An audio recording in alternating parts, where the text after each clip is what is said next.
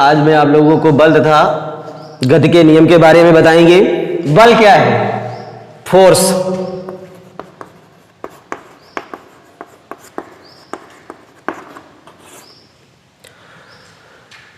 बल वह धक्का और खिंचाव है जो किसी गतिशील वस्तु को स्थिर अवस्था में और स्थिर अवस्था से गतिशील अवस्था में कर देता है।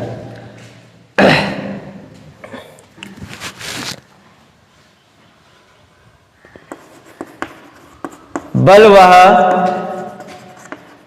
धक्का व खिंचाव है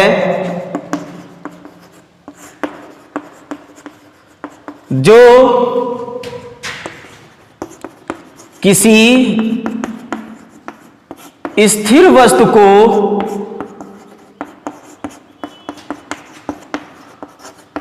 गतिशील अवस्था में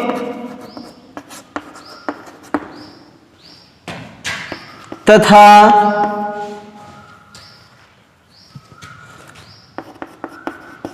गतिशील वस्तु को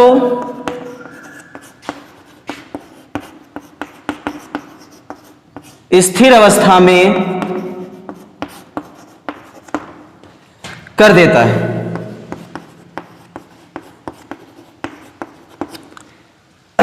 बल, इसके बाद आता है बल के प्रकार। बल आपके दो प्रकार के होते हैं, नंबर 1 और नंबर 2। नंबर 1 में बल आता है संतुलित बल,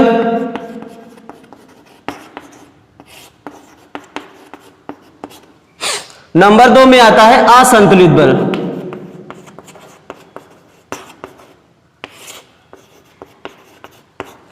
अब हम आपको लोगों को बताएंगे बेटा संतुलित बल क्या है और असंतुलित बल क्या है। जब किसी वस्तु पर कई बल लग रहे हो और उनका परिणामी बल क्या हो? शून्य हो। क्या हो परिणामी बल?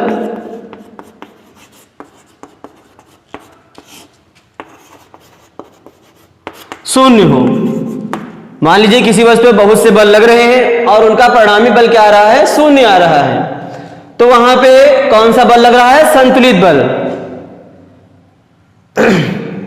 असंतुलित बल क्या होता है? यदि किसी वस्तु पे बहुत से बल लग रहे हैं लेकिन उनका परिणामी बल शून्य नहीं आ रहा है।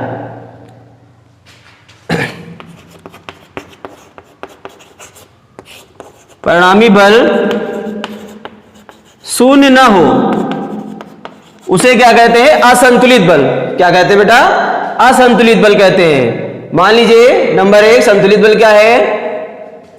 यदि किसी वस्तु पर कई बल कार्य कर रहे हैं और उनका परिणामी बल आपका शून्य आ रहा है तो हम कहेंगे कि बल हमारा जो है संतुलित अवस्था में है, बल संतुलित है। यदि किसी वस्तु पर बहुत से बल लग रहे हैं लेकिन उनका परिणामी बल क्या है? शून्य नहीं हो रहा है, तो हम कहेंगे कि हमारा जो है बल कैसा है? असंतुलित है। अब हम आपको लोगों को बताएंगे बल मात्रक,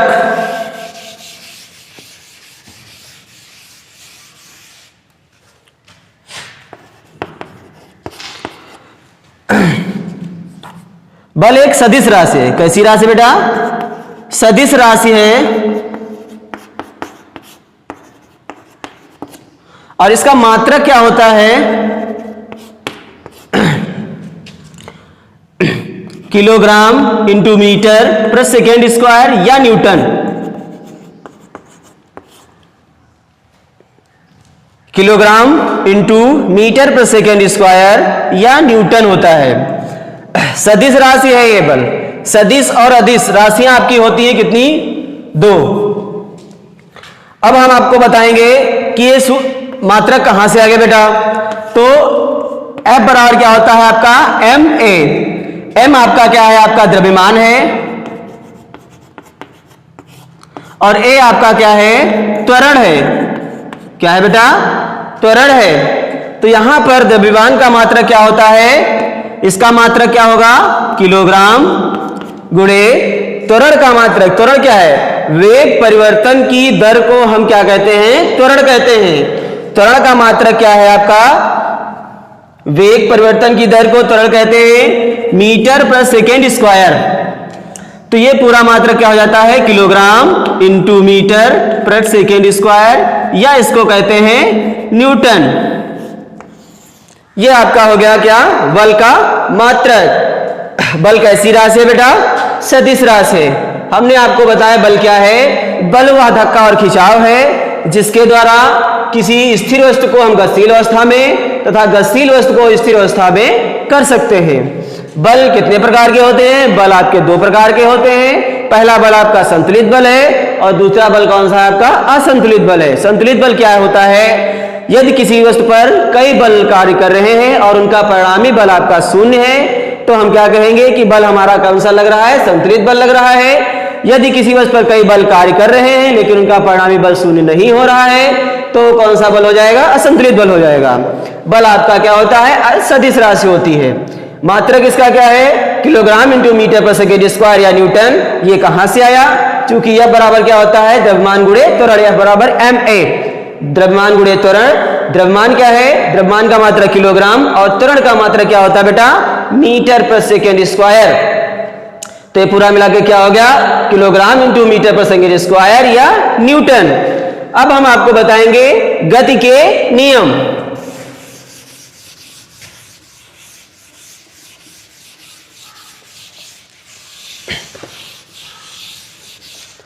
न्यूटन नामक भौतिक शास्त्री ने आप लोगों को यह बताया कि गति के 3 नियम बताए गए हैं, फर्स्ट, सेकेंड और थर्ड। 3 नियम बताए गए हैं गति के। पहला नियम हम बता रहे हैं आपको,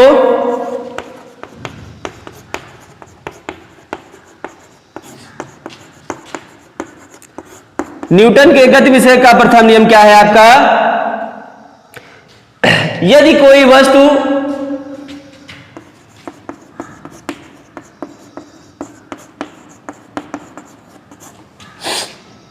गतिशील अवस्था में है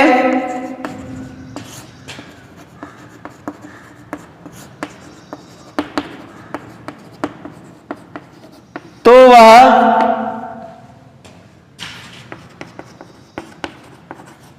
गतिशील अवस्था में ही रहेगी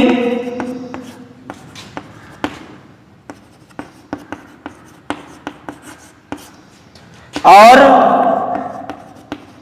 यदि कोई वस्तु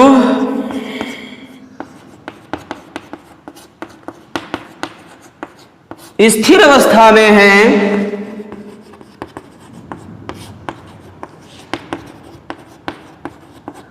तो वह स्थिर अवस्था में ही रहेगी।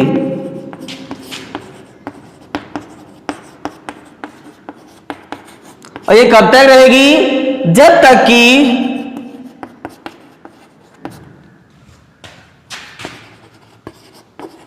इस पर कोई बाह्य बल न लगाया जाए।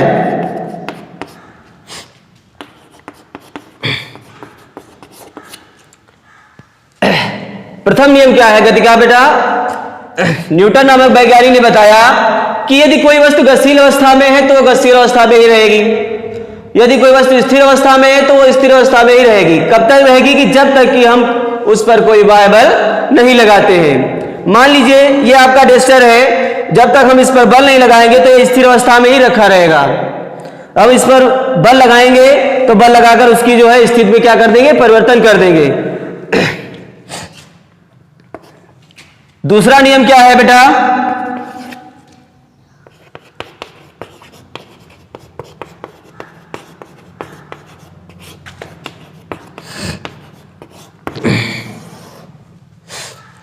किसी वस्तु पर लगाया गया बल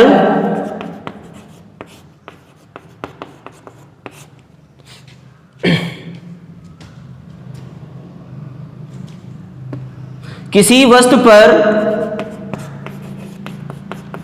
लगाया गया बल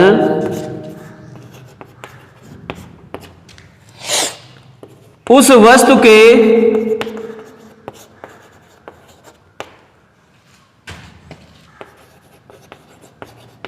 द्रव्यमान तथा उसमें उत्पन्न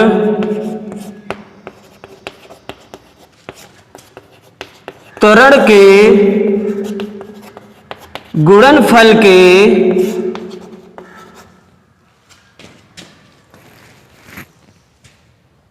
बराबर होता है।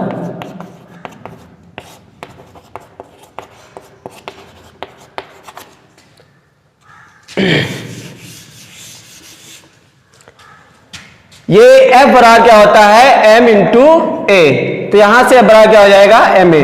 ये आपका द्वितीय नियम है आपका कि किसी वस्तु पर लगाया गया बल उस वस्तु के द्रव्यमान तथा उसमें उत्पन्न त्वरण के गुणनफल के क्या होता है, बराबर होता है।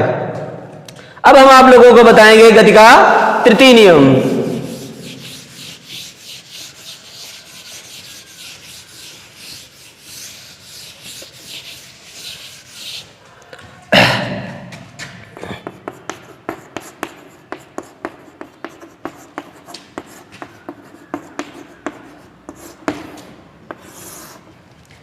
गति का तृतीय नियम क्या बताया गया है, इस नियम को क्रिया प्रतिक्रिया का भी नियम कहते हैं।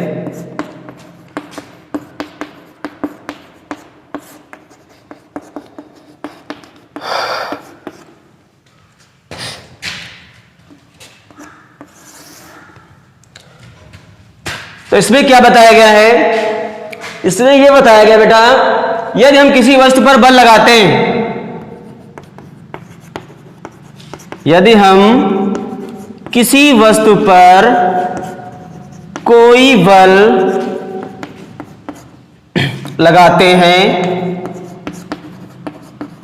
तो वह वस्तु भी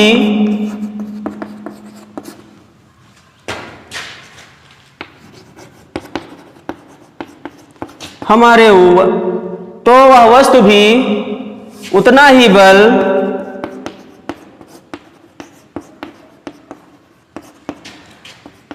विपरीत दिशा में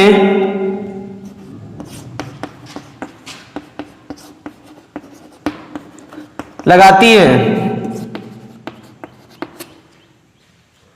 यदि हम किसी वस्तु पर कोई बल लगाते हैं तो वह वस्तु भी उतना ही बल विपरीत दिशा में जो है वस्तु पर लगाती है। इसे क्या कहते हैं, गति का तृतीय नियम या क्रिया प्रतिक्रिया का नियम कहते हैं। जैसे आपका रैकेट है और या नदी के किनारे जो नाव खड़ी होती है उस पर जो है हम चढ़ते हैं तो धक्का देकर जो है उसको हम पीछे करते हैं। इस प्रकार जो है आपको गति के 3 नियम बताए गए। पहला नियम आपको बताया गया था बेटा कि प्रथम नियम जो बताया गया वो ये था कि यदि हम किसी वस्तु पर बल लगाते हैं तो वह वस्तु भी हमारे ऊपर उतना ही बल लगाती है। यदि हम किसी वस्तु पर कई बल कार्य, यदि कोई वस्तु स्थिर अवस्था में है तो स्थिर अवस्था में रहने का प्रयास करती है, और यदि कोई वस्तु गति अवस्था में है तो गति अवस्था में ही रहने का प्रयास करती है। कब तक रहने का प्रयास करती है, जब तक कि हम उस पर कोई बाह्य बल नहीं लगाते हैं। इसे जड़त्व का भी नियम कहते हैं और इसे गैलीलियो का भी नियम कहते हैं। दूसरा नियम क्या बताया, यदि हम किसी वस्तु पर बल लगाते हैं, लगाया गया बल उसके द्रव्यमान के तथा त्वरण उसमें उत्पन्न त्वरण के गुणनफल के क्या होता है, समानुपाती या अनुक्रमानुपाती होता है। और तीसरा नियम क्या बताया गया आपको, क्रिया प्रतिक्रिया का नियम। यदि हम किसी वस्तु पर कोई बल लगाते हैं तो वह वस्तु भी हमारे ऊपर उतना ही बल जो है विपरीत दिशा में लगाती है। तो ये आप लोगों को जो बताया गया बल के प्रकार, बल कैसी राशि है, उसका मात्रक और गति के तीनों नियम जो बताए गए हैं, इनका अध्ययन जो है आप जो है ठीक ढंग से पढ़ें घर पर, और इनके प्रयोगों को जो है आप कॉपी और इसके नोट्स बना लीजिए, जिससे आप लोगों को अध्ययन करने में सुविधा रहेगी। धन्यवाद।